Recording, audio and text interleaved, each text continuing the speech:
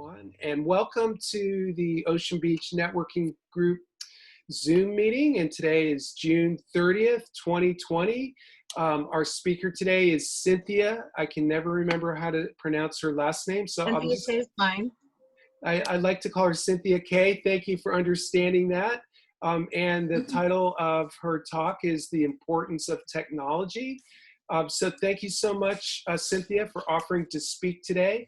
But of course, as you guys all know, we have the icebreaker question that we'll do before we turn the floor over to Cynthia. Now, just so you guys know, Cynthia, she has to log off at exactly 1 o'clock. So I've already set an alarm on my phone for 12:55. So if we do use the full hour, I'm gonna raise my hand and give her a reminder to wrap things up. And I see Raquel's logging in, and which is fantastic.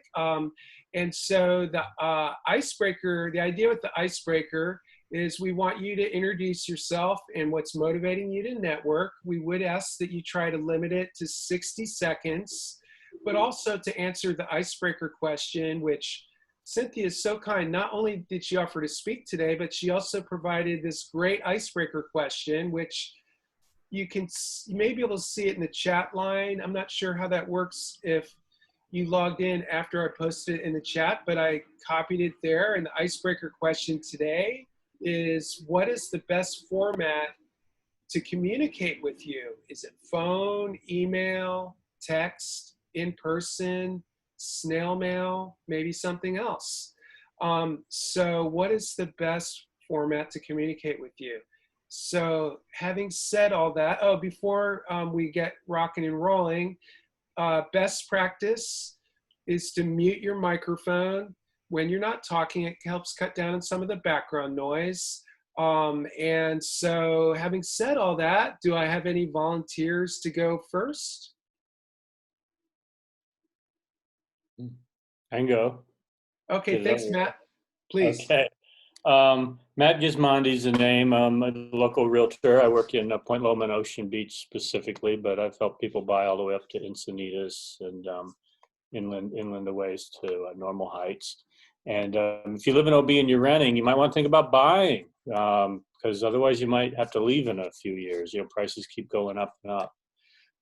Best way to communicate, I guess it depends on what the communication is. If it's complex and something we'll want to refer back to, email is great. If it's short and complicated, a text is great. If you just want to talk, the phone, nothing beats that. And if you do text and it's an open-ended question and I've got a long response, I don't wear out my thumb. So if you text, pick up your phone if I call you. If you've got time to text me, you've got time to pick up the phone when I call you back. Okay, great answer. So would anyone like to volunteer to go second? Carrie, the Shaker Man. Let's see if yeah. Okay, cool. Hi, I unmuted. So yeah, I really love doing smoke signals, but the EPA shut me down. So so email if it's not urgent, like Matt was saying, and texting. Also, they can reach me through Facebook. My Facebook ID is Carrie D.A. Duh Shakerman. Carrie K-E-R-R-Y, the Shakerman. And I do a few things. I represent an international superfood company called Purium Health Products out of Long Beach. They've been around 25 years and they've helped keep me young and healthy. They don't shave my face, but everything else is feeling good. Anyway, and I also teach hand drumming. I'm writing a book right now. I'm working on kind of in the background as I can. And I host drum circles. And I'm a general musician that just believes in the power of music and teach through online classes. If you're interested, you can reach me either at Carrie-Shakerman at Facebook or Shakerman at Gmail for email. Awesome job. So let me go ahead and call on Renee to go next. Hi, Renee. Got it. Hi, guys. I am Renee with Farmers Insurance. I sell pretty much everything but health. What I've been trying to focus on lately is looking at new businesses that are reopening right now, just to kind of help alleviate some of the financial hardship that I'm sure a lot of businesses have been going through over the last few months. I'm also looking at people who are renting and that are looking to buy a new home. Those are the people that I like working with the most because they don't know anything. So they ask questions, they want to learn from me, and that's the best part of what I do. So best way to kind of get a hold of me, phone is always the best. I explain myself better. I feel like over the phone. Email is great too. Texting is okay, but I think overall just phone and email are the best way to communicate. Awesome.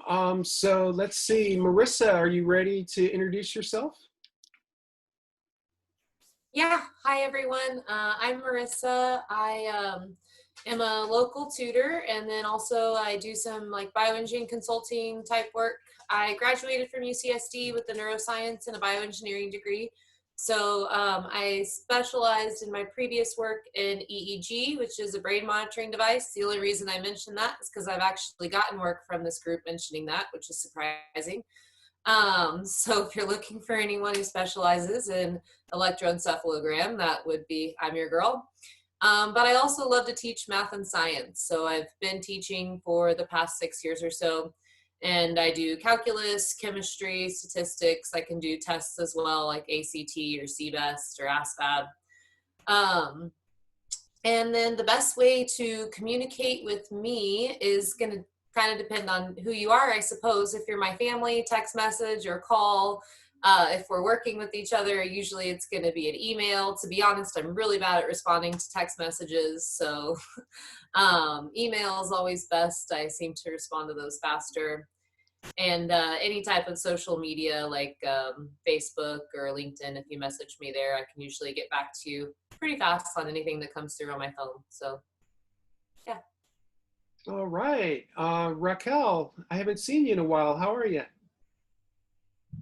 Hey guys, how are you? Sorry, my kids are all here. It's like my third meeting of the day, so I apologize if I'm like rustling. They're like, we're hungry.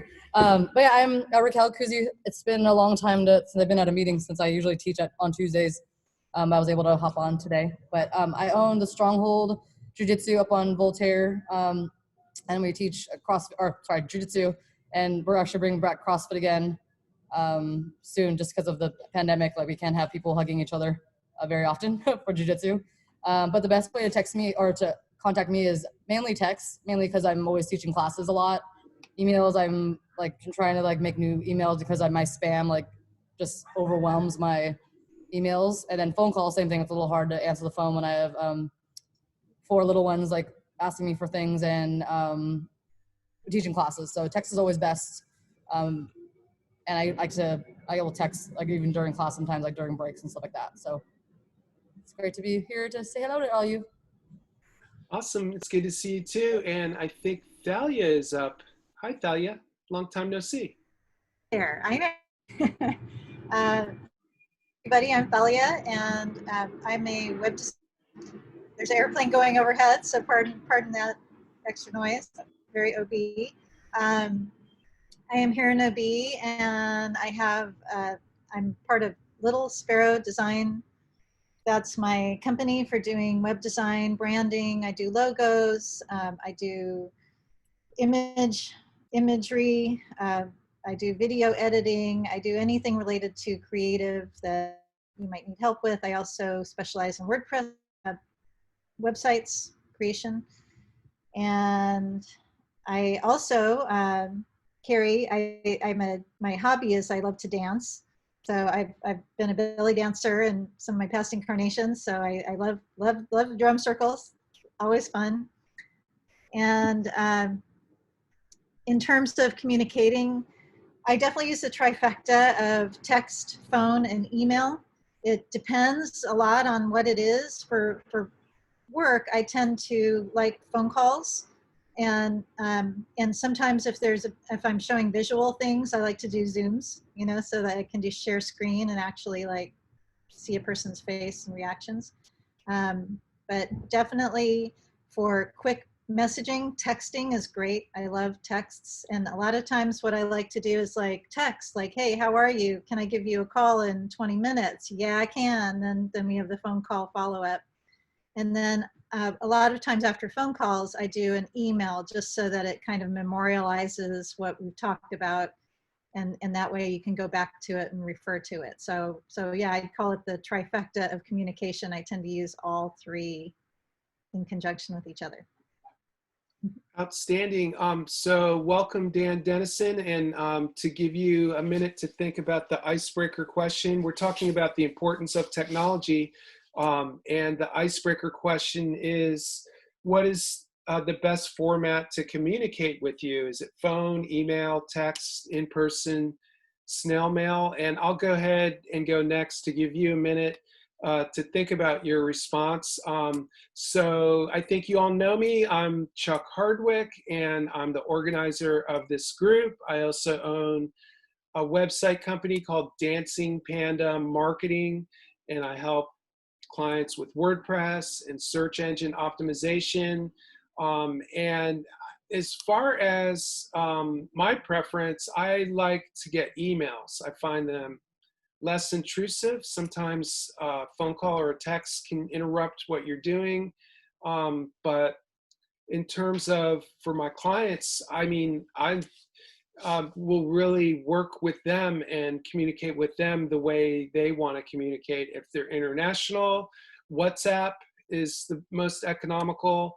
Younger people seem to prefer text. I seem to get an awful lot of messages through Facebook Messenger, texts, LinkedIn, email. They're all fine to me. But in any event, I'll let Dan go next, and then we'll turn it over to Cynthia.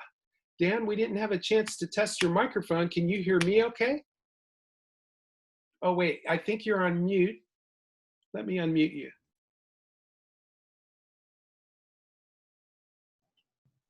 How about now? Much better. Welcome. Oh, good. Great. Good morning. Good. I was busy doing something, so I'm a little late, but it's good to join you all. That's an interesting question about communications.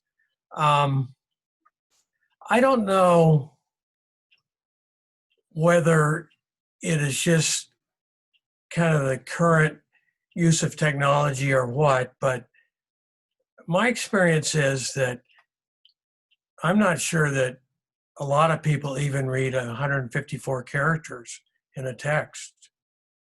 When you communicate with someone and you want to have some information or whatever, it appears that many people don't even read it. And if you send an email, my experience is it seems pretty good chance that people don't read it. They read part of it, but not all of it. So I'm not sure. Of course, I'm from the old school. I still send out notes to people and write things, which is really weird. But I don't know. But I think that from my work in real estate, that it's clearly much more effective to text rather than email, because again, my experience is that I think many people don't read everything if it's more than just a few words. Over the phone is a great way to do it. But I think that actually what I find is with FaceTime, that's a pretty good way. I think there's a little more connection when that happens. It just is that a lot of times you don't want someone to see you and they don't want you to see them. So that's an issue. I think that one of the tools that I've recently seen used by some people is when they do a text, instead they do a voice message. And I find that I certainly listen to those closer than if it's just a text. So I think it really varies by who you're communicating with. Thanks. All right, glad you could join us. And as I've said in the past, don't worry about coming to a meeting late, or if you have to leave early and deal with a client, we totally understand that. We're just glad to see each and every one of you. So I'm going to go ahead and turn it over to Cynthia. Now, Cynthia, it's only 12:15, so don't feel like you have to go to one, but you certainly can if you want. And so feel free to ask a lot of questions and get everyone involved. And thank you again for speaking today. Let me make sure. Okay, good. You're unmuted. I'm going to mute my microphone, and thank you for speaking to us today. Well, thank you all for being here today. I am in 4 different businesses. So, and primarily I'm a salesperson. So I have a method for communicating. So if I call someone first, the first contact, if they don't answer, then I follow up with an email. That tends to work. I do texting once I make that connection. Or I will ask the customer outright, what's the best way to find you? And then like one of the businesses I'm in is what I'm primarily going to talk about today. It's called iUniversal, where a software as a service company. So we make websites, we do digital marketing, we do mobile apps, and custom software. So I'm kind of work part-time in the business because I tried leaving and no one else wants to talk to customers. So that's how I ended up doing it. Now, I have a funny thing that happens just because I've had a lot of years of talking on the phone to people. So my developers will text me and say, I can't find so-and-so, but if I call, they always answer. And then I just like do the appointment setting. Okay, when are you available for my developers to talk to you? So that's one thing. And then I tend to have a little bit of generalizations. Maybe that's not such a great idea, but I'm in some organizations. We have a lot. I'm in the Optimus International. Our group has a lot of members over 80. Okay. So, and it's really fun to see them on a Zoom call with help. I think that's really I think that's the one positive thing for me out of COVID, that a lot of people that were a little afraid of technology or weren't sure quite how to use it, in an effort to communicate with their family or their friends, have gotten skilled in technology. And I think for going forward, that will make it easier for people. I had a lot of senior friends and they felt like a little bit of gap, and most of them are in the flow right now. Most of the folks over 80 would prefer an in-person conversation or a phone call. If they have kids and grandkids, maybe you could text them. 60s to 80s, email's always best. They'll respond right away. They watch their emails all the time. 40 to 60, maybe email, probably text message. Under 40, if you call them, what's wrong? Why did you call me? So I'm Facebook Messenger, LinkedIn Messenger, WhatsApp. I can Skype you. I had Viber at one time. However you want me to find you, I will.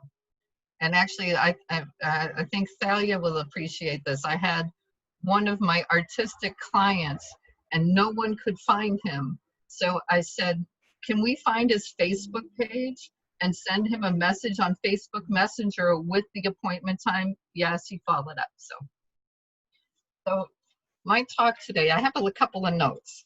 I've been finding that I work with all kinds of businesses. So first of all is the website business. And on the weekends, I work as a flooring designer, carpet, tiles, stones. So I'm at all kinds of people's houses all the time because of my own passion for Persian rugs. I worked in the Persian rug industry for 15 years. So I actually teach classes. I write articles about it. I appraise rugs. So that's designer taste. And because of that, more people reached out to me. And I'm right now today talk to the trademark attorney about a business called Rugology World. It's an online directory for services because people will call me for the strangest things. Do you know where I can buy those Persian tools to cut carpets? Oh yeah, you know, there's that website in New York. So it's a lot of material that, how do you say, slowly over time, a lot of those businesses are being phased out and no one knows how to do these things. So it's kind of something in there. So I want to open the floor up a little bit to all of you about what you do for advertising. Now, I tend to, you know, because I help people build their websites and I do a lot of the preliminary screening before I pass it on to my team, I kind of see what I can do to help with them promote their business. Now, sometimes, okay, some people have, you know, a certain percentage of their income to invest in marketing. But if you don't, sometimes it's just a matter of where you are. Like, where can people find you? Like, if you have services, you know, with the rug cleaners and carpet cutters and all the tile people, I find that Yelp, if they're in Yelp, most people will find them, or Google Plus. And, you know, I like to think that if we, as a networking group, the best thing you can do for any friend that has a small business that you do as a service, write them a review. It doesn't cost you anything, but that helps them with their business. I do a lot of e-commerce sites. So a lot of the marketing for that is, you know, Facebook, sometimes Instagram, if it's something that can be photographed well. Or we're just recently hiring someone in our company to do Amazon marketing, because the, how do you say, the metrics of how to make that actually work, really complicated. I have a customer that has a kid's educational product who's a marketing guy, and he's having trouble. So that's why I went to go look for someone that's an expert. And so we're on the onboarding things. And then if you're in a group, like, I don't know how many of you use Meetup to your advantage. So I'm going to open it up for questions to get the conversation going here. Does anyone want to share something, Thalia? Yeah. So I've with marketing, I tend to word of mouth is really my bread and butter, and the way that people find me are through LinkedIn. I've gotten quite a few, made quite a few connections through LinkedIn that have led to projects, and then through Facebook and even through this Facebook group.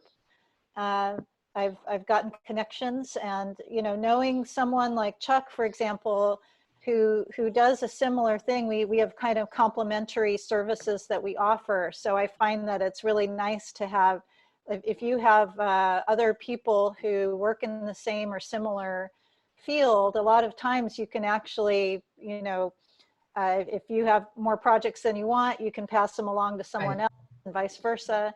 So that's really a lot of my, that's been organic for me. And I have not used Meetup in a really long time, but I've been curious to maybe revisit it lately, just because you can find a lot of networking possibilities there. Well, for our business, we're also in LA. And since we can't actually get there, I've joined some of the technology meetups in LA. And I will agree with you, this group with Chuck, I went to, for the website business, they sent me out to every networking mixer for about the first year, because I like talking to people. And so now I do a lot of referrals, and sometimes we're not the best fit. So we have referral policies with maybe about, say, like 10 different people in technology. You know, I have a marketer that does, you know, really simple marketing. You know, if a client wants to spend $200 a month, $500 a month, and he's local, so it's good for smaller businesses. I have different, you know, like I have a couple people that fix computers that they get asked to make a website, so we refer back, you know, so, or someone that sets up office technology. So if I have a client that needs office technology, I refer them. So I kind of really think business is a lot better if we network. And I'll agree, the LinkedIn, I actually, about 2 years ago, did a LinkedIn outreach from my personal LinkedIn to other people in the computer industry. And that's how I ended up with 5 networking associates that refer me work regularly. So I don't know if you in real estate or insurance, do you do regularly like email, like newsletters or outreach? Matt, Renee, do you do like keep up with your past customers? Once because I'm fairly new to farmers, I've been in the insurance industry for 10 years, but I just started farmers at the end of February. So, but prior jobs that I've had, I have done that where I have constant contact or whatever, and just send out like kind of a quarterly newsletter of like, hey, here's what's going on. Here's, you know, different changes in the industry or whatever, things that you might want to look at. But I do also try to call on all of the renewals that I have, just to make sure that there's no changes that have happened in their lives that we need to look at, or something. Because I'm not the type of agent that just you call, you get it, and then you never hear from them again. I want you to know my name. So I always try to follow up with customers as much as possible. I'll do a mail shot, usually a postcard to the neighborhood, a farm right in the area I live. And then just trying to meet people, get to know people. They say in real estate, they have to know, like, and trust you. So I try to work on all three. But yeah, getting to meet the people is the key. And try to think if there's anything else. I'm going to try to do more mail shots. Open houses were a great way to meet buyers, but we can't do those anymore because of the COVID. So I was lucky enough to get some of the small business assistance and unemployment. So I need to invest that into advertising. So maybe up the mail shots a little bit.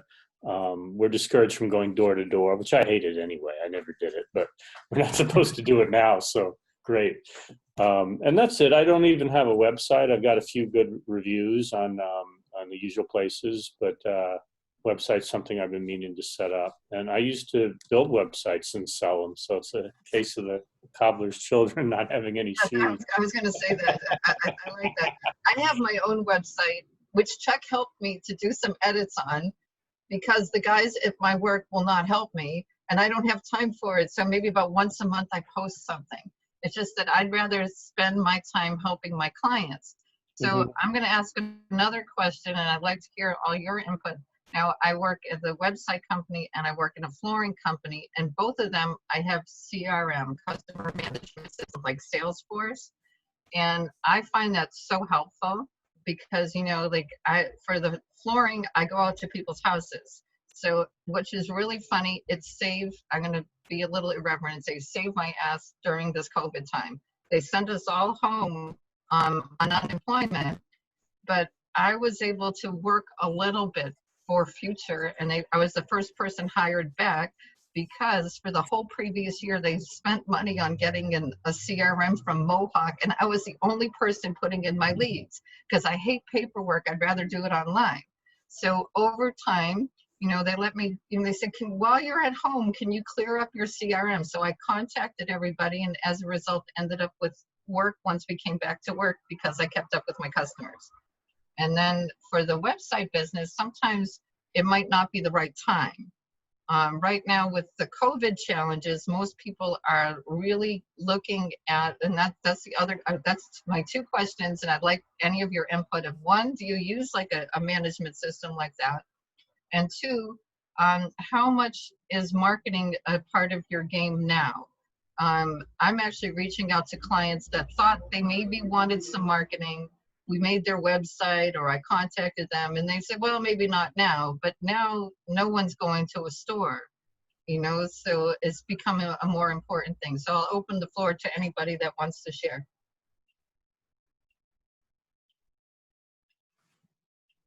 Well, I'll jump in. Really, the OB networking group is my main way of marketing. And I think, as Matt alluded to, people have to know, like, and trust you. And, you know, with websites, there's a lot of people that can build websites for you. And what I've found with the networking group is that I'm able to reach people and they don't forget who I am, because they hopefully are either getting an email from the OB networking group, or they're seeing my posts on Facebook. And it's sort of a soft reminder that I'm here and able to help out. So that's really why I started the networking group, and it's definitely, it's continued to generate leads for me. But what's great about it is I really enjoy it. I really enjoy meeting new people. And you know, there's a lot of people that come from time to time, and I won't see them for a while, and then they come back. And so it helps me to remember people that I've talked to as well. So it's a true labor of love that does pay off. Anybody else? I have a question. There's two networking setups that I get a lot of contacts from, one's called Alignable and the other is Pod. Mm-hmm. And that's kind of recent, but I'm curious, are those effective networking sources? I find we're on Alignable. My business is on Alignable, and in the flooring business I'm in, they get a lot of contacts through that. And the other one is, what is it? Neighborhood, the neighbors, is it? What is it? But I think that's usually like, it's kind of like an online word of mouth. You know, if you know somebody in a business, you can recommend them.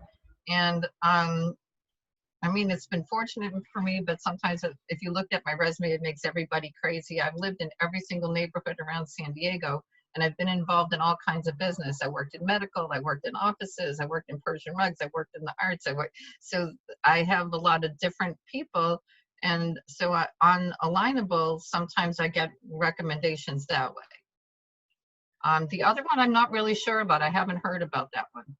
Well, one of the reasons I ask is that even on Alignable and on Pod, you get an invitation to network because someone who knows someone who knows someone else who met some other person somehow is connected to you or to them, or I have no idea. It's sort of like on Facebook when people want to be your friends and you don't have a clue who they are.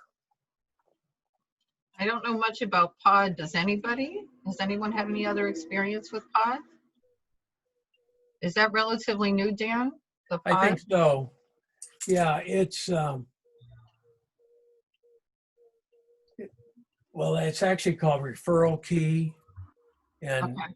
Oh Pod yeah, that referral key. Yeah, I've gotten all kinds of notifications from them. I just haven't paid attention to them. Oops. yeah, well, then that's kind of where I'm at too, because I don't know. It's got good references. Okay. I haven't really done any due diligence. Can I interject right quick? Sure. I think because I just recently got turned on to Alignable, and I did kind of it was like a webinar on how to use Alignable, and I think Alignable, where LinkedIn is different, and it's like connecting. And I mean, I think those websites along with Alignable are just, you put in what you get out of it. So if you connect with all these different people that you don't know, you're not going to get a lot out of it, because you don't know them. And it's unless you really try to like make those connections and reach out to them and say, hey, I want to have a one-on-one. I want to know more about your business. But just having a whole bunch of friends isn't going to do much because they don't know you, you don't know them. So what I've been trying to do on Alignable more, because my LinkedIn, I need to go purge because there's a whole bunch of people that I accepted at one point and I don't even know them. So I need to go back and purge a lot of my contacts.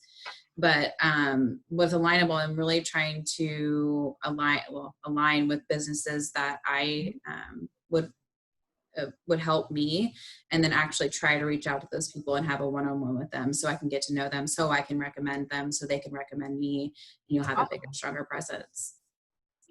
The other one I'm on, I don't know if anybody else is on Shaper. SHAPR. It's kind of like techie, and maybe about once a week I look at the people, and it gives you like people, you'd say what your interests are, like entrepreneurship, marketing, whatever. And then if it aligns, you can agree to have a chat. Now, I actually found a couple software people I needed because we were looking for someone to help with putting chat bots on sites.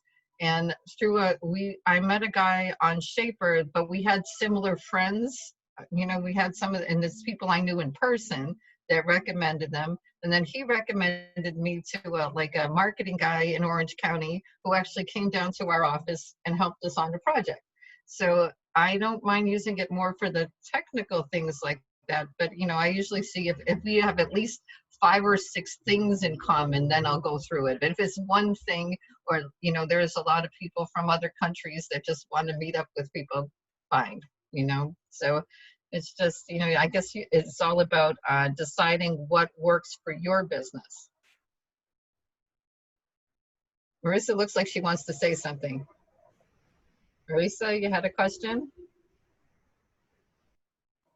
Oh, yeah, no, I was just going to comment. I know you said a few things. The first thing you had talked about was like, what kind of marketing do you use? And I personally, I've been just tutoring kind of on the side for a lot of years. I've also kind of worked the 9 to 5 at the same time or been in college. So one thing people I think overlook a lot, especially if they're providing service-based, if their business is service-based, is Craigslist. It seems like it's in the past, but I get most of my business off Craigslist, and I even get local business off Craigslist. Cool. So I just kind of wanted to mention that because now you do have to pay a whole $5 per post. It used to be free, but I get a surprisingly large amount of business from my tutoring. I only have ever posted for tutoring services on Craigslist. But yeah, so I wanted to mention that, and people will actually pay you what you're worth, even though you're going through Craigslist, surprisingly as well. So Thank you. it's a good way. Two, you mentioned a CRM. I used to work in a CRM for a small business. I dealt with their CRM. It wasn't extraordinarily fun. And one thing I will say is if you're going to use a CRM, make sure you really think about how you want to structure it and try to use the inherent tools that they provide as much as possible. If you get in and try to change it and make it your own and make it complex, in the end of the day, it's really not going to work out for you very well, especially if your company does grow, which is what you want. So yeah, I would say simple is better, especially to begin with, and definitely make informed decisions when you figure out which route you're going when you use your CRM. Well, I don't know if anyone knows about Streak, which is a Google product. It's like, you can go right from your Gmail. It's called Streak, and then it matches with like an in-house messenger, like Slack. Then there's a poster board thing called Trello. We presently have about 18 people that work virtually. So for us, it's like, okay, every time we do a new project, we'll make a Slack channel so everybody on the project can stay in touch. The CRM is like, we'll put whoever is on that project together. So when you had an email with someone, when you had a phone call with it, you post it there. So the next person that contacts it doesn't have to take the time to go back and talk to you and say, hey, what did you say to Marisa the last time we spoke? And Craigslist, the thing that we found very effective in the software company is we put out an ad for software. And actually, right now, we're still working with 3 clients from the last 2 years that we keep on developing new parts of their software because we put out an ad on Craigslist on making custom software. It's not for everybody, but it works for some things. Yeah. Anybody else? Yeah, I also have used Craigslist in the past, and I used it before they charged, and it took me a while, but I did get a client from it, so it can be effective. As far as Alignable, I put a fair amount of time into it, and I've never received a client from it, but I did notice, because I'm kind of obsessed with getting found on Google, that it does, if you post some things on Alignable, you can get better visibility on Google. So, posting on some of these services, aside from getting direct contacts, can also help your search engine visibility and the backlinking. So there is that benefit as well. That's part of the reason why I write articles for this site called Biz Catalyst 360. And part of my article has to be a reference to something from the media, so we can link to that. So I find it kind of fun because my background is in research. So I'll think about a topic, I'll write some things, interview some people in the industry, and then go looking online for information to back my theory. And then it gives us links to different organizations, and that helps with the statistics for sure. It's gotten more complicated. I don't know how long each of you have been working on your online profile, and Chuck's probably the best expert about this, is the way the Google, their search engines have changed over time, that what they think is important, how to put you up in the rankings. And I don't know if, Chuck, you have any information you can highlight about that. Well, I would say that the one thing everyone should do is make sure that you're on Google My Business. That if you have a website and you want it to rank higher, if you're not utilizing Google My Business, that's some low-hanging fruit. There's a lot of things you can do um, in addition to that, and yeah, I don't know, that's probably would take a while to explain, but if you look into Google My Business, that's definitely a first step.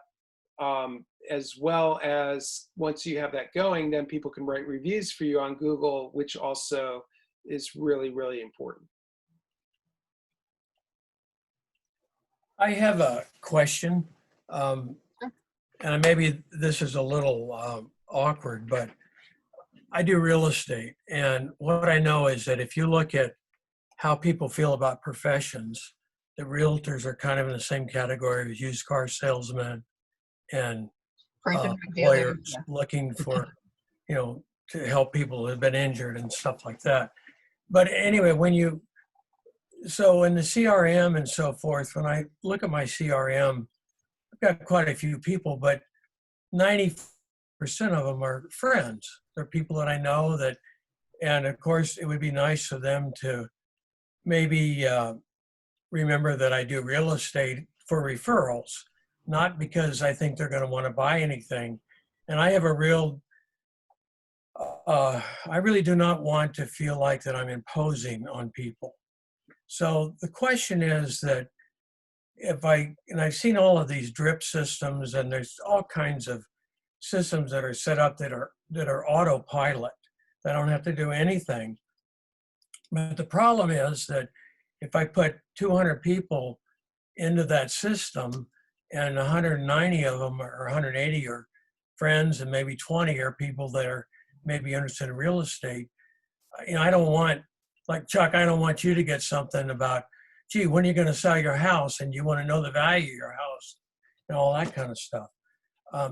So the question is that if I wanted to set up a communication system for everyone in my system, I'm thinking that maybe it would be interesting to put in like content about things like market, what's happening in the market, or for example, we all know about the mortgage abatement program that you can get, and there's lots of consequences. There's a lot of stuff like that that I think are just of general interest, and not that, hey, call me because I'm the best realtor in town. Well, So the question is that the way to do it? Well, for me, I have one of my clients, for me, is I run his Facebook page. He's a realtor. But what he does is he puts out a newsletter. He belongs to a group, and they have like helpful hints when you're going to move, how to pack, what's going on in the mortgage industry. And he sends those out by snail mail. And I'll read them. I'll post them up for him on Facebook. But for me, I ended up, he belongs to like a nationwide network. And I had friends in Arizona looking for a house. So I put them in contact. And I found those newsletters not, how do you say, it was just a nice reminder. I think like sending an email with a little bit of news or some contact or a blog, I think everyone, the housing market is really important here in San Diego because it changes daily. It keeps on going up. There's lots of, for a while, our business belonged to the Building Industry Association. So I went to a lot of those meetings and things, and we need more housing, but where it's getting permitted is the areas that they're going to charge you, $500,000 to rent an apartment. It's just, there's a lot of, things that you could talk about that people, even if they're not buying, would be interested. I think that's the way to go. I actually, when I do design customers, I send a handwritten thank you note. Every month I send out thank you note to people I had an appointment at their house. And if I actually did a credit card transaction before I complete it, I'll send a thank you with their part. If I did it over the phone, I'll send them a thank you note with the physical. I'll send them a picture and email them their receipt, but I'll send the physical with an actual thank you note. And people remember that. And I belong to this Optimist Club, and every time I had a speaker, I was getting booking speakers every week. I would always send a personal note, thank you. I just think it just, it's a little extra step that not everybody does, and it's easier for people to remember you. I don't know how you all feel about that, but that's my personal feelings. I really agree with you about that. And I do write a lot of notes.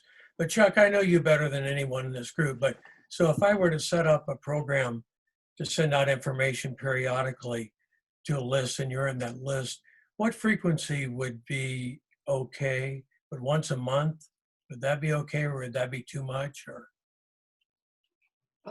I get a lot of correspondence from realtors, and so I don't know, Dan. I'm not sure, to be perfectly frank, how interested I am in those emails. I've opened some of the ones that you've sent to see, mostly from a marketing perspective, to see what you're doing for marketing, but maybe I'm the wrong person to ask because of that.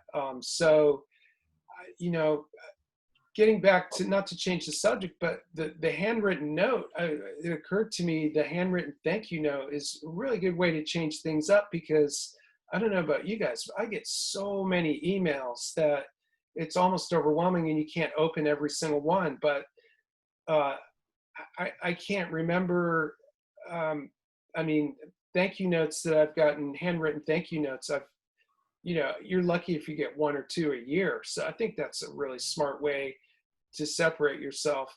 So Dan, yeah, I think you're asking the wrong person, because I am thinking about what you're doing from a marketing perspective. well, what if some of the stuff I were to send out has nothing to do with real estate? If it's just matters of interest, like, for example, we've got this huge redevelopment plan that the city's considering, and I have a lot of background in development and stuff like that, and I was on the planning board for 5 years, and there's a lot of things that are, I think, pretty important that are happening in our local community that have nothing to do with selling real estate. I think that's smart, but Facebook also might be a good platform for that kind of stuff. Some of the Facebook groups in Ocean Beach, and it's hard to say. I think that just to get direct information about real estate, yeah, maybe that's not the best way. Unless you know the person is specifically in the market to buy or sell, then yes. But of the people in your list, what do you have a feel for what percentage are actively looking to buy or sell? I don't know. No, I don't. But I think one of the issues, maybe my issue is different, because a lot of people think that since I'm so old that, I wouldn't be a realtor anymore. So a lot of people, even friends, they don't even realize that I do that. So not that I I'm want to push laughing. them. I'm laughing because the guy I write his Facebook page, I think he's like 78. He's been former military, and he's out in East County, and so I keep up with his Facebook page for him. And if someone actually responds, I send him an email and say, hey, so and so was asking about a house. But that way he keeps his Google statistics up by actually, I post something, maybe 2-3 times a month on his Facebook page. If I find, I read lots of stuff. So if I see something in the San Diego Business Journal about real estate, I'll post that. And he doesn't have a lot of followers, but it does help with the statistics for Google. Hey, Dan, I Yeah. want to tell you, I don't know how often she sends it, but there was a realtor that my parents had worked with, and I got on her email list. And it's not as appropriate now, just because of what's happening with the pandemic. But she used to, I think it was once a month, she'd send out like community events for the month of July. Yeah. Okay. And it was actually really good. Like, it would be like, the barbecue's happening over here. There's a city planning meeting going on here that's open to the public, or, whatever. And she'd have a list of maybe like 5 or 10 things. It was usually a pretty short email.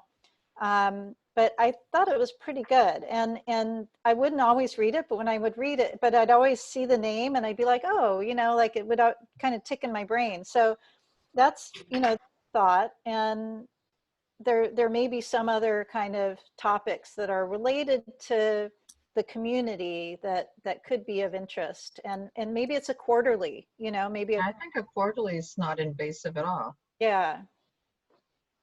Well, it's great ideas. I appreciate it. Sure. Yeah, maybe you could do one with all the Zoom calls that are going on because of the pandemic. Yeah. And don't forget to mention the OB networking group if you do that. Right, right. Yeah. Anybody else with anything that you want to talk about?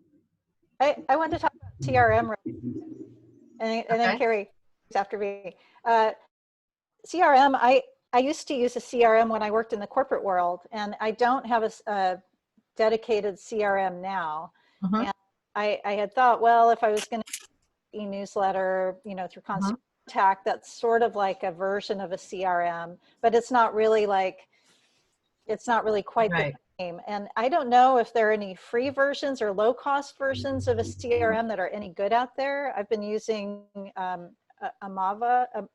Okay. Like, we're on Streak, but I think there's different levels of Streak. Okay. It's just because we have a lot of people, so the company pays monthly for that. But I like it because you don't have to log out of your emails.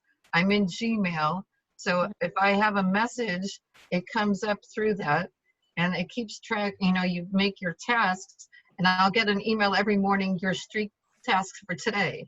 So even I work in another business, I remember, oh yeah, so I'll just either send an email or a text message to those people or say, okay, I can call those tomorrow. And I like that I don't have to go out into another app. And that's the beauty of it. Okay. It's, I think they might have a free trial version. And I would check it out. It's, that's the one thing I say to the owner of the company is, all right, I worked on a mobile app for the pain clinic at Naval Hospital for 3 years after 15 years of running a Persian rug business. I went and got an MBA online, so I'm used to this group network kind of thing. But when I joined, he kept, he's a software developer. Oh, you need this app, you need that app. And at first, it was a little bit cumbersome to learn all these things. But like Streak, like Slack, I have all of those on my phone. So even when I am not physically anywhere, I can answer things, do things. If someone texts me, I can cut and paste it from my phone into the CRM. So everybody knows what's going on. For me, that makes sense. Then there's a credit, a CAM card, which keeps track of all your business cards. I have a lot of technology on my phone, which makes my life easier to a certain extent. I mean, of course, I like talking to people. I would rather meet in person. We can't do that now, but I just find I use it as a tool, not as my main thing. It's like I have all these, it's like my toolbox, but all the knowledge I get is from talking to someone on the phone or, seeing them in person or, eventually going to emails and things. But I just think it's important to be, see what works for the situation you're in. Anybody else? Hello. Okay, I have a quick question. So I also do photography, and I did a presentation for the OB networking group back in the good old days at Tamana. And I'm trying to find a good outlet for posting photos. I have a Weebly website. It's free to get, Weebly or Wix, all these websites. So I'm gonna stock some photos up there with not necessarily a watermark, but my signature buried in the image, so people, if they rip it off and I can find them, maybe I'll sue them, I don't know. But what about Instagram? Nobody's mentioned Instagram the whole time. When you said photos, I say Instagram. See, I run around taking pictures of people's floors all the time, okay? I have like 10,000 pictures in my phone. It's mostly flooring, okay, or rugs or things. And Instagram's a really great way of doing a visual message, but you can also hashtag for all things. One of the cool things I found on Instagram during this time, and this is especially for you, it was a COVID art gallery. It's an online art gallery, and if I find it in my Instagram, I'll post it to you. It was artists in the DC area that decided that they would, take in pictures of what's been going on. And I think Instagram, or the other one is Pinterest. Okay, I'm familiar with them. And, I have like about 10 different pages in Pinterest, and then I do design stuff. So there's house, but that's mostly like for like interior design, those kind of things. But all three of those are picture based. Has anyone had any experience marketing on Instagram? I haven't, but I have a customer who has. Okay, So, what kind of product? they do custom furniture. So he said that he's gotten a lot of his clients finds follows similar, like perspective related business, and then comments and through that makes connections, and then people find him through that because a lot of his stuff is visual. So he said he's quite a few leads off of Instagram, and I just opened never had a business Instagram account. It was just my personal kind of thing. So just recently I did my business one, kind of like, okay, now I got to figure out like what to post on there. You know what I do is I have an Instagram account on my phone. So when I take a picture, now I do it a lot for my design business, right? Right. So for hashtag, I usually do it when I'm bored at the flooring store and we don't have customers. I'll go out because I have like a couple, I don't know, like 1,000 followers on Instagram. So I'll take a picture of something cool we put together on the store and hashtag the business and things like that. But what I like about it is you can also have it feed automatically to your Facebook or Twitter, whatever site you have on there. So I've done 4 things at one time, and that's usually my problem is time. I took a picture, so I have the picture on my phone. I put it on Instagram, it posted that way. I put it on my Facebook page, it keeps that one up. I put it on my Twitter, and then I hashtagged it so some other people will follow it. So I try, like, I only spend an hour every day social media. The first hour I wake up, because I have lupus, it's so hard for me to get out of bed first thing. So I don't like to waste that time. So I set my alarm an hour before I actually have to get up.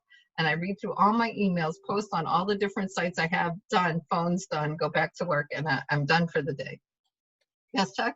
So it is 12:57, and I know you have to leave right at 1. So I wanted to thank you, and I want to try to unmute. So thank everybody. Give you thank a round you of all applause. for participating. And also, did you provide your website or your contact information to anyone that wants to get a hold of you? I'll do that right now. I'll put in my email. Awesome. And a couple of my pages, and I want to thank you all for your participation and hope we can network together. You can find me on LinkedIn. I'll spell my name out for you. It's not the easiest, but that's LinkedIn. And if anybody has any questions or want to continue the conversation, please feel free to reach out. However, I'll even do the smoke signals, Carrie, okay? I'm on the 2nd floor and I can probably see him. I'm in Claremont. Maybe I'll see him from the beach area. So thank you. Anything else? Awesome job. So let's see. So we have 2 minutes. Does anyone want to share a takeaway from the talk today? Anything that